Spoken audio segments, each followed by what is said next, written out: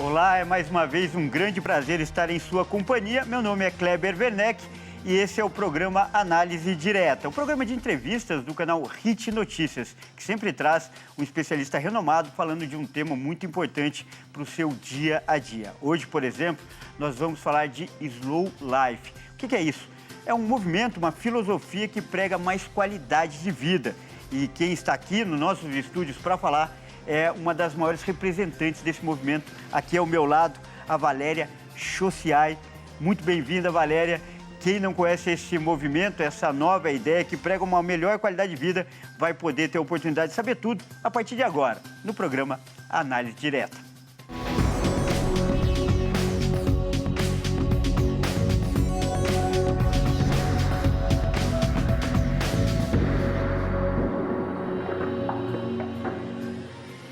E essas são imagens do estúdio da HIT TV em São Paulo, onde acontece o programa Análise Direta. Lembrando, que o nosso programa é transmitido para todo o Brasil, mais 190 países pelo canal 1 Europa. E como eu apresentei no início, aqui ao meu lado, Valéria Chociai. Valéria, primeiro quero agradecer a sua gentileza, a sua simpatia de estar presente aqui nos estúdios para falar sobre o Slow Life. Movimento que ainda é pouco conhecido entre os brasileiros?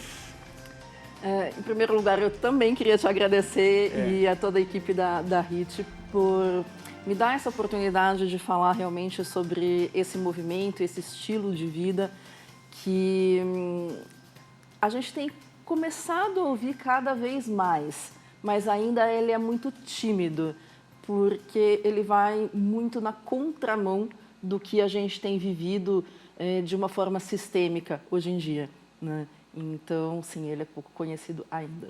Acho que estilo de vida é uma palavra que define bem, E estilo de vida acho que te encaixa bem para a pessoa que ainda não conhece assimilar um pouco dessa ideia. E vou pedir para você fazer uma apresentação ainda para quem não conhece. O que é o Slow Life?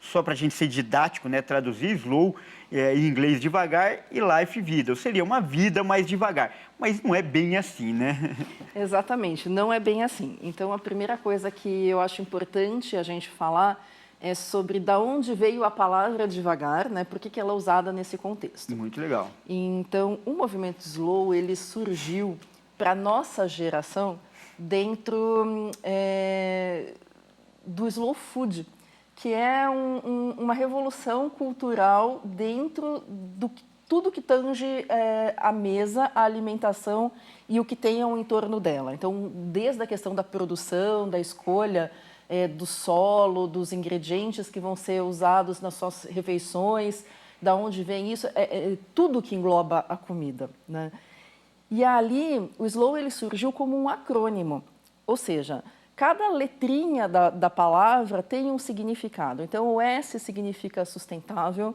o L significa local, o O significa orgânico e o W, que é a tradução do whole, que seria o completo, o integral. Então, inteiro também. Inteiro, exatamente. Então, a gente partiu dessa palavra que significava colocar um pé no freio na produção em massa, deliberada, em perder o prazer de você sentar na mesa e ter aquela refeição gostosa, no uso de agrotóxico, enfim. E aí a gente pegou essa palavra que colocava a ideia do pé no freio, mas também tinha esse acrônimo, e por uma questão de talvez não ter achado ainda nada melhor, a gente continuou usando. Mas a gente então precisa falar o que significa ir devagar dentro deste conceito específico, que não tem a ver necessariamente com velocidade, fazer rápido ou fazer devagar, mas tem a ver com você sair do piloto automático, em você parar e repensar, da mesma forma como o slow food, ele repensa toda a cadeia da mesa, da alimentação. O slow, quando a gente traz para o slow life, repensar toda a cadeia da sua própria vida, É interessante que você já introduzir na conversa o slow food, esse movimento. Se não me engano, na década de 90 que surgiu? 80, meados dos anos 80. E por que slow food? Só para fazer uma introdução. Porque ele é uma resistência justamente ao fast food, né? O fast food, que é a comida, vamos dizer assim, um símbolo do capitalismo, aquela comida rápida, industrializada, onde as grandes empresas abrem filiais no mundo todo e vira uma coisa rápida, dinâmica e que alimenta não só o organismo, o corpo, mas alimenta o próprio capitalismo, né? Uma engrenagem do capitalismo. Exatamente. Quer queira, quer não, o movimento slow, ele questiona bastante o capitalismo como ele é praticado atualmente. Justamente. Ele é muito filosófico, não é só gastronômico. Não, de forma alguma. Porque, apesar de ter começado, né, com o slow food, assim, como começou exatamente? Né? Qual foi a grande sacada? Uma grande rede de fast food, não vou falar o nome para não fazer propaganda. Faz muito bem. Todo entrevistado devia ter essa disciplina que você tem, é muito bom isso. Mas esta grande rede de fast food resolveu abrir uma filial no centro histórico de Roma, né? Então, não assim, combinava nada com a paisagem, né? Assim... Nada. Então, e ainda mais Roma, que, gente, o italiano com a sua gastronomia tem uma relação muito fervorosa, não é? Então, é um orgulho nacional. Exatamente. Talvez se fosse abrir no centro de Berlim, por exemplo, que não tem essa mesma relação com a gastronomia... Nova York, que é a cara desse movimento, Exatamente. né? Não teria gerado tanto burburinho. Mas, poxa, você vem no meu centro histórico aqui na Itália, no meu país, que a minha mama faz as coisas... Foi uma ofensa. Exatamente, foi um caos. E aí um jornalista muito engajado, chamado Carlo Petrini, resolveu usar esse gatilho para levantar questões mais profundas que estavam sendo jogadas para debaixo do tapete. Muito interessante. Então, assim especificamente nasceu o Slow. E eu gosto de falar que é para a nossa geração. Porque essa conversa da desaceleração, ela é eu acho que desde que o ser humano é humano. Então, até hoje, onde eu tenha conseguido estudar, eu cheguei em 3 séculos antes de Cristo. Né, com os filósofos daquela época, eles já falavam em desaceleração.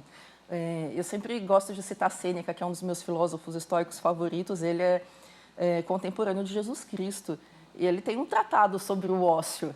Né? Ele já falava disso, da importância... O ócio produtivo, né?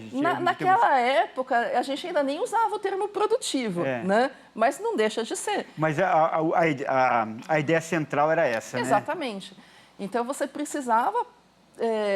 de um tempo, de uma conexão com a natureza e com seus próprios ritmos, até para que a sua mente pudesse produzir, pensar, repensar, questionar todo o ambiente em que você estava inserido. Na própria Bíblia, a gente tem trechos que falam que existe tempo para tudo, né? Então, não é uma coisa atual. É que cada época da vida acaba tendo um inimigo diferente, digamos assim. A importância do slow life ou da vida na velocidade adequada já é entendida há muito tempo, praticamente desde o início da humanidade, né? Sim, sim. Talvez com outros nomes, com outras configurações, com outras preocupações, mas não é uma questão só da nossa geração. Correto. Né? Mas para a nossa geração é essa a origem, digamos assim, mais... falada, conhecida, discutida. Porém, na nossa geração, como você está dizendo, isso ficou mais forte ou ficou mais necessário porque as coisas, o movimento econômico, a informática, tudo nos empurra para um movimento muito acelerado de vida. E aí o efeito colateral é surgir esse movimento de resistência. Exatamente. Eu acho que é natural para tudo que te impulsiona para um determinado lugar surgirem movimentos de resistência, né? Então, isso também já é comum ao ser humano. E surgiu, então, o slow, essa desaceleração, para tentar colocar esse pé no freio nessa questão da aceleração estrutural, né? Então, é uma coisa sistêmica. A gente não está falando em lutar só contra o que está aqui dentro da gente. A gente está lutando contra governos, indústrias, conglomerados, né? não é? Então, não é uma coisa tão simples quanto parece. Porque isso que eu ia colocar também, economicamente, não interessa para muita gente esse movimento. De forma alguma. O que, de certa forma, é um contrassenso, porque eu vou falar em termos de empresa. Seu funcionário doente, estressado, cansado, ele vai ser menos produtivo, ele vai ser menos criativo, ele vai ser menos inovativo. Então, talvez as empresas já estão começando, na verdade, mas cada vez mais vão olhar para o funcionário nesse aspecto. Ainda que eu acho que a gente merece descanso e merece qualidade de vida simplesmente porque a gente existe, porque é um direito nosso, né? Mas, economicamente, né, não dá para a gente ser romântico, economicamente também é muito positivo que as pessoas desacelerem, é muito positivo que as pessoas se cuidem, é muito positivo que as pessoas sejam felizes. Mas, por outro lado, você falou bem, do ponto de vista da estratégia, dos recursos humanos, da gestão de pessoal, é muito interessante sim, porque você vai ter uma pessoa na sua melhor condição para fazer o trabalho. Porém, do ponto de vista comercial, a ansiedade, a pressa, a velocidade estimulam o consumo. Os produtos se tornam mais descartáveis e é aí que há o conflito. Exatamente. Há um conflito super grande que... Hoje, por exemplo, eu não vejo solução para essas questões, né? A maior parte do que a gente pode fazer hoje é questionar e se colocar a serviço de conversar a respeito. Mas a gente vai percebendo que as pessoas que são os consumidores, elas começam a se atentar em outros valores que vão impactar, ainda que aos poucos, a indústria hoje, mas a longo prazo bastante. Porque as pessoas elas estão mais preocupadas com as questões de sustentabilidade, o minimalismo tem crescido absurdamente, então as pessoas já estão comprando menos, pensando melhor antes de comprar, comprando produtos de mais qualidade. Os brechós, os mercados de segunda mão estão crescendo. Na Suécia, a gente acabou de ter a abertura de um shopping que vende produtos de segunda mão. Olha o tamanho dessa revolução. Né? Então, a longo prazo, as empresas precisam pensar nisso porque já está acontecendo uma abertura de olhar diferente do consumidor também. Bom, por enquanto, essa nossa conversa ainda está muito no campo filosófico do Slow Life, mas a partir do próximo bloco, a gente vai contar isso na prática, mostrar como isso pode mudar a vida de uma pessoa. E o exemplo de mudança vai ser a nossa própria Valéria, que vai contar a história da vida dela e como isso mudou a vida dela. Não perca no próximo bloco, não saia daí.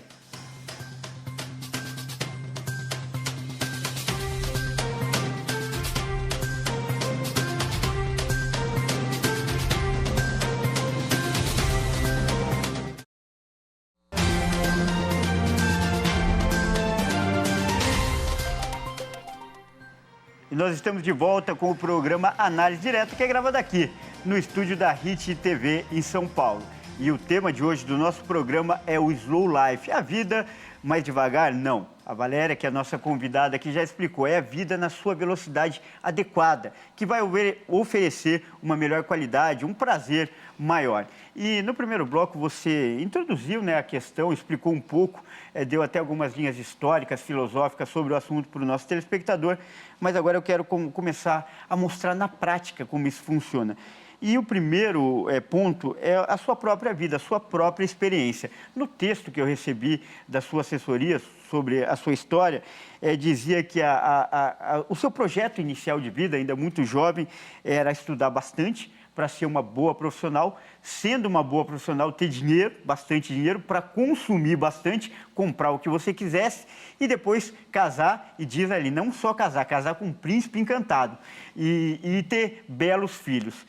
Esse roteiro que você descreve bem é o roteiro que a maioria das pessoas idealiza hoje, né? É um sonho de consumo que às vezes acaba até frustrado. Como que você vê esse caminho que era seu e que muita gente ainda sonha trilhar? Então, começa aqui, esse sonho não é nosso muitas vezes. É um sonho que nos é apresentado como sonho padrão e a gente é levado a acreditar que ele é o nosso sonho, né? Então, de acordo com o que eu fui amadurecendo, eu fui vendo, por exemplo, que eu não tenho o menor talento para maternidade.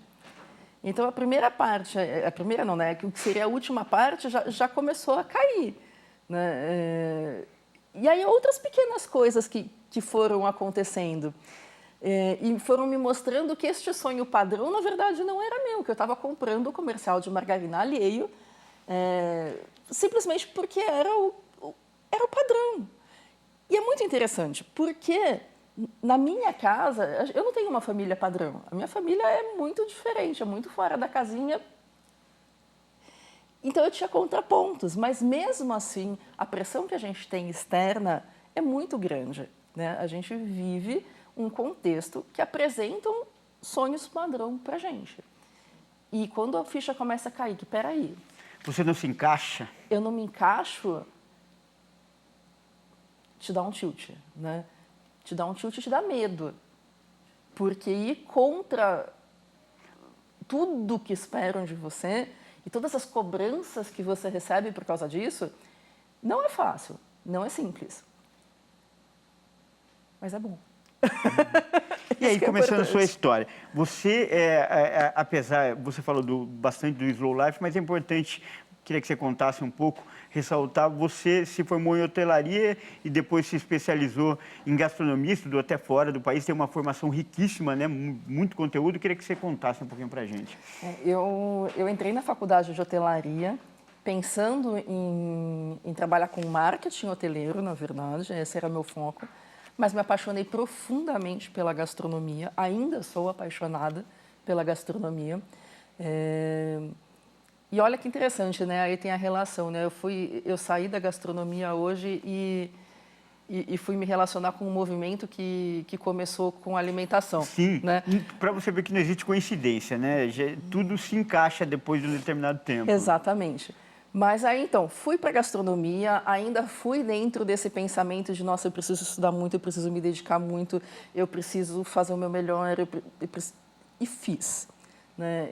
E eu não gosto de negar toda essa trajetória, Toda porque essa eu fui história, né? muito feliz. Eu adorava trabalhar com isso.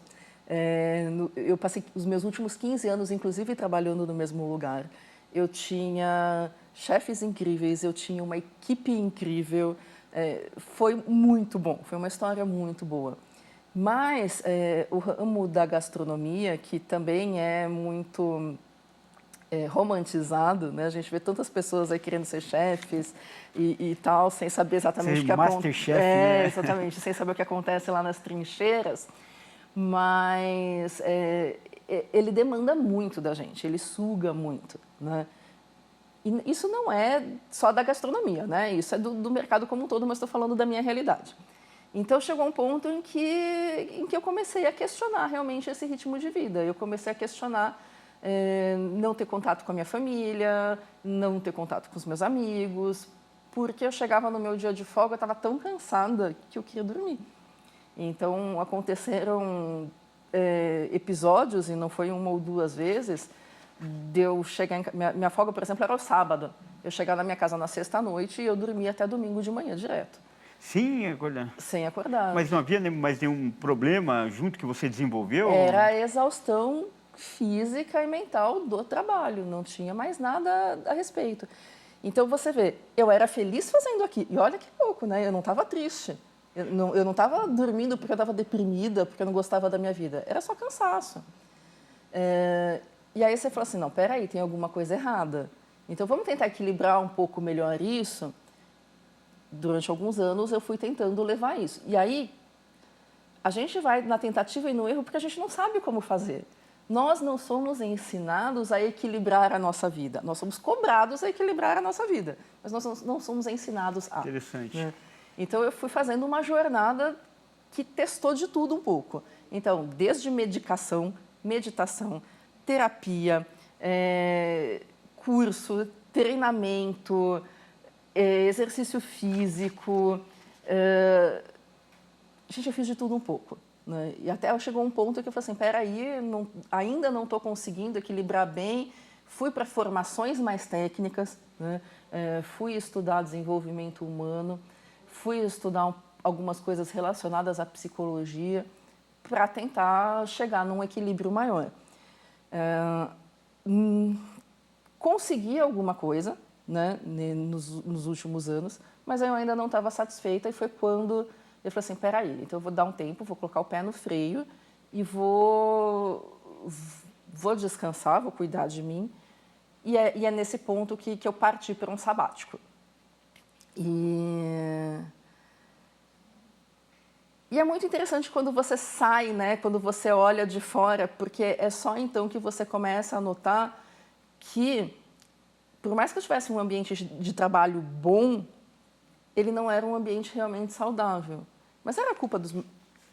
Posso continuar? Tá, claro, fica à vontade. Mas assim, era culpa dos meus chefes? Era culpa não é culpa de ninguém. Todos somos vítimas.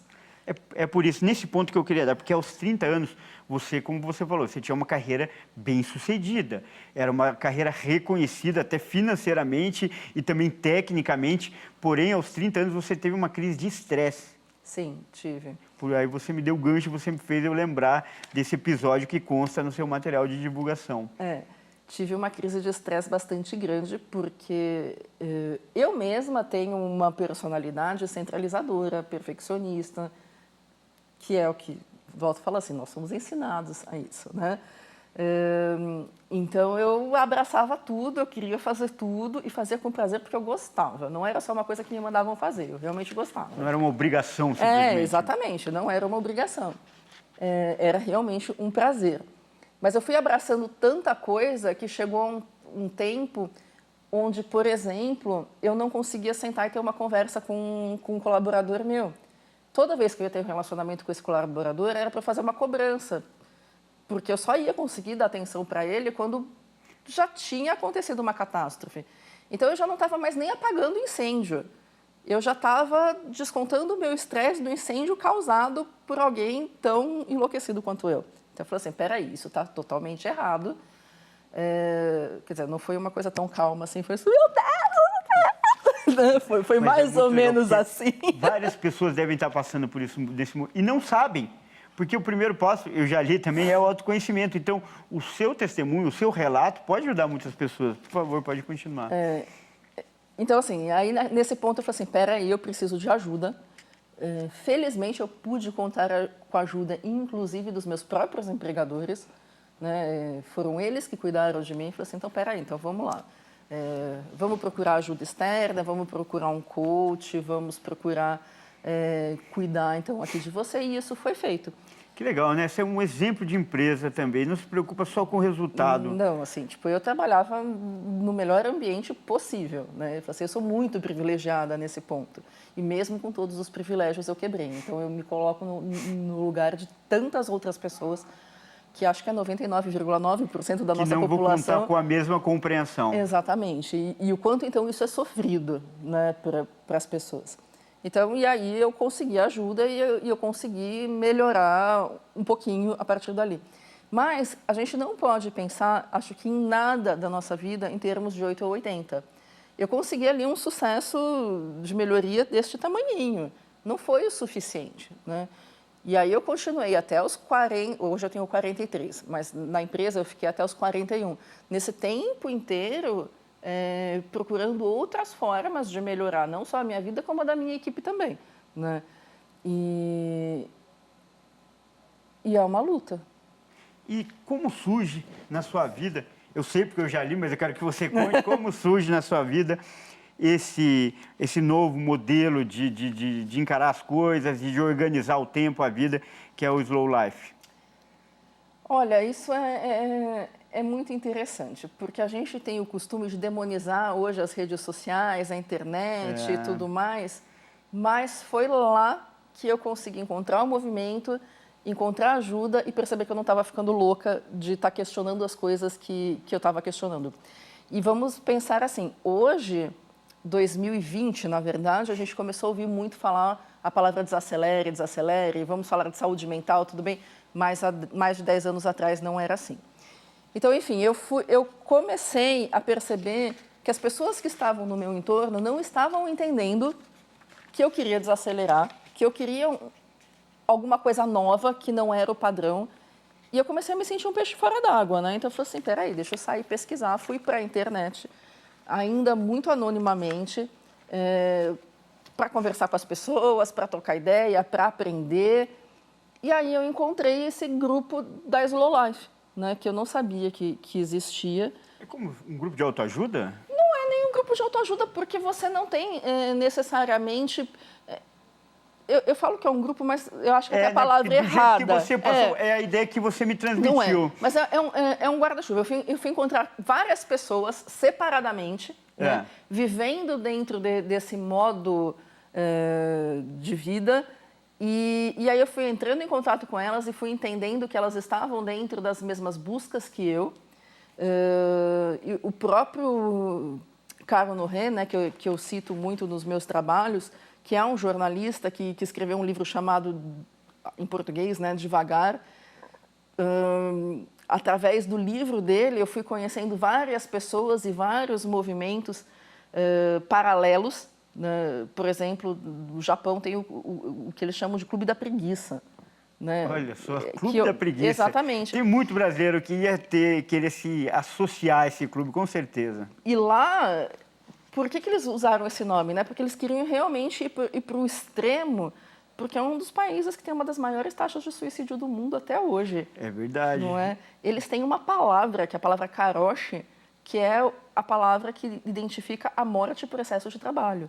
Então, é diagnosticado no óbito da pessoa que aquela pessoa morreu por excesso de trabalho. É uma classificação técnica. Exatamente. É científica, é médica. Então... Para esse tipo de sociedade, criar um clube da preguiça é muito interessante. Né? Eles têm cidades que... O Japão, para mim, é um caso muito interessante, realmente.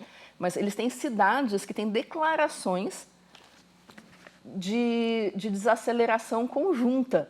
Né? Então, assim, quando eu falo, né, a aceleração é um problema estrutural, lá eles estão começando a combater essa questão estrutural. Mas porque também chegou a níveis alarmantes lá também, né? Exatamente. Mas, assim, e ainda é pequeno isso, mas mesmo sendo pequeno, olha que revolução para um país como esse, né? Então, cidades que têm declarações de que tanto o governo quanto a iniciativa privada e indústria estão trabalhando juntos para dar esse passo atrás. Isso é muito legal. Mas o exemplo do Japão, com certeza, é uma exceção, porque a Valéria, aqui, que está aqui ao meu lado, ela vai contar no terceiro e último bloco que quando ela decidiu mudar a vida, quando ela viu que esse era o melhor caminho para ela, muita gente chamou ela de louca. É isso mesmo. A gente vai ouvir mais sobre essa história no terceiro e último bloco. Não saia daí.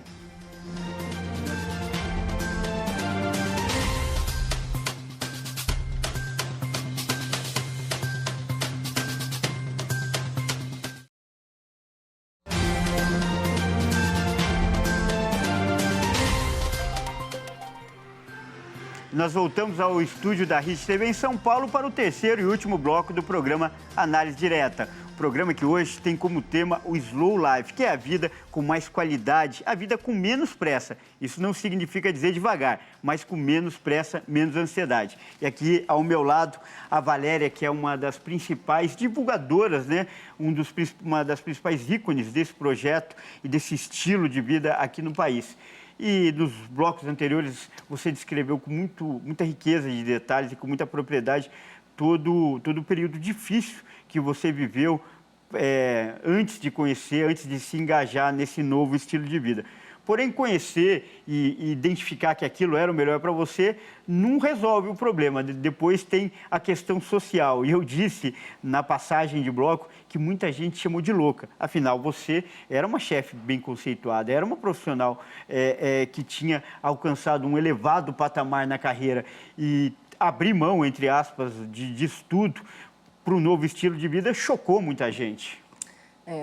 Não é nem o verbo no tempo passado, não. Choca. Choca muita gente. Eu ainda sou chamada de louca, de irresponsável, de romântica, de imatura, de sonhadora. Assim, são termos pejorativos aí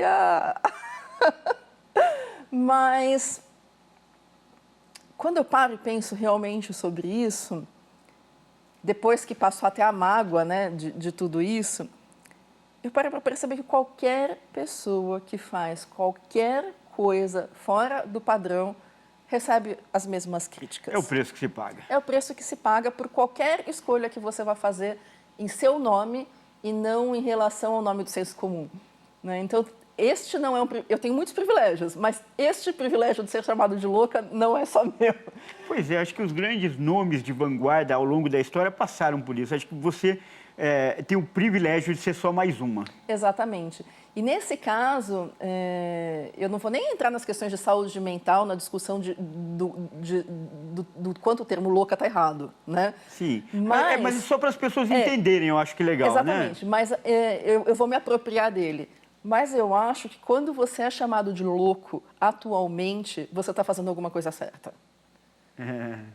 Então, hoje, para mim, é um elogio. Se me apropriar do que eu quero para a minha vida, de quem eu realmente sou, é ser louca, nossa, como é bom ser louca.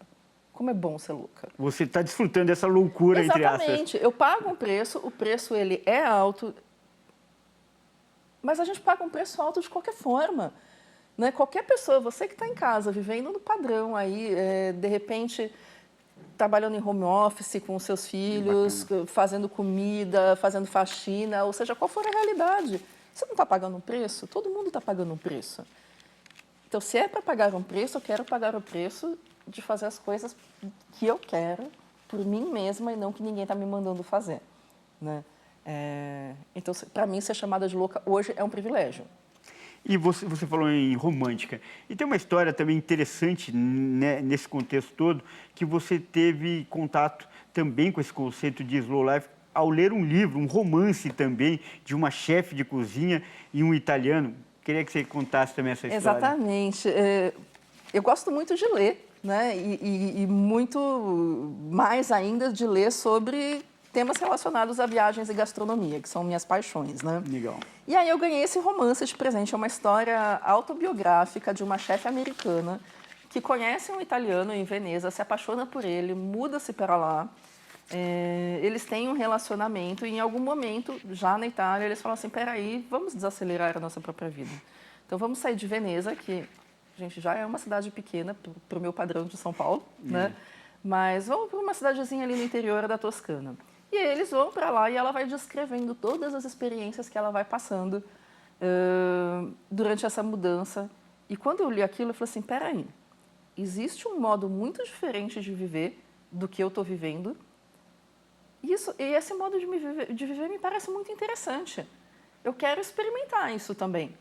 E a partir dali, meus valores começaram a mudar. E até de forma prática, porque ela passou por uma experiência lá, eu vou pegar uma específica. Bacana. Ela foi fazer azeite, foi colher azeitonas e fazer azeite num lagar antigo naquela região. Eu falei, eu quero passar por essa experiência. Até porque chefe, azeite, né, fazer a sua própria comida. Mais do que comprar aquela latinha lá e fazer um furinho nela. Eu quero passar por essa experiência. Então, a primeira coisa, eu fui aprender italiano, né, porque se eu quero fazer uma experiência tão regional assim, eu preciso me comunicar com essas pessoas. E essas pessoas não são pessoas que aprendem, por exemplo, inglês ou outras línguas. É aquele vozinho ali, né, enfim. Aquele pessoal do interior mesmo. Do interior, né. Falei assim, primeira coisa, eu vou aprender italiano. Segunda coisa, eu vou ter que descobrir quem são essas pessoas, porque eu não conheço. Não tinha contato nenhum. E comecei a ir atrás disso e aconteceu. Eu fiz essa experiência. Você fez o azeite? Eu fiz o azeite. Fiz o azeite lá, inclusive agora já fiz no Brasil também, porque agora o Brasil tem um mercado de azeite maravilhoso, mas isso já é assunto sobre outra conversa.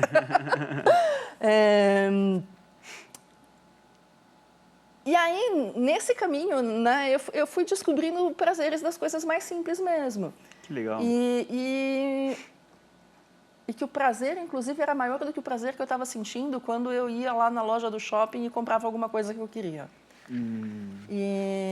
Então, a ficha, para mim, caiu muito na prática. Hoje, até, quando eu falo isso, me parece... Gente, é tão óbvio que você vai ter muito mais prazer numa experiência do que numa compra de um produto material, mas não é óbvio.